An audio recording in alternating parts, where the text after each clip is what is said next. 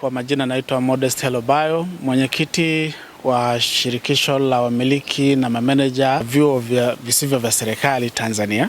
TRA, Tanzania Revenue Authority, ni chombo muhimu sana ambacho kinafanya kazi ya kukusanya kodi. Inafanya kazi nzuri kwa ujumla. TRA imebadilika kabisa na imeanza kutoa huduma huduma za elimu kwa mlipa kodi. Ile huduma imesaidia sana, watu wameelewa, na mimi niseme huduma hiyo iendelee kwa sababu imekuwa ina mchango mkubwa. Watu wafanyabiashara wanaelewa na wanaanza kulipa kodi wenyewe bila shuruti.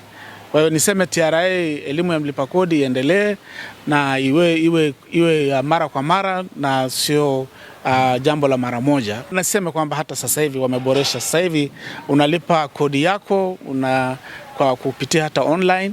TRA ina mchango mkubwa sana kwa ujenzi wa taifa kwa sababu yenyewe ni chombo ambacho kinakusanya kodi kutoka kwenye maeneo mbalimbali Tanzania kama nilivyosema, na mchango wake mkubwa ni kuweza kukusanya kodi ili iweze kwenda kufanya kazi katika maeneo yote. Mfano katika ujenzi wa barabara, infrastructure yote, mahospitali, shule na maeneo mengi ya kijamii. Ninawaasa wa Tanzania kulipa kodi hasa pale inapokuwa ni takwa la kisheria. Tulipe kodi kwa hiari na tusianze kukwepa kodi, kwa sababu ni muhimu sana. Sisi leo tunawekeza hizi hela kwenye kodi ambayo miundombinu inayojengwa inakwenda kusaidia kwa vizazi hata vijavyo.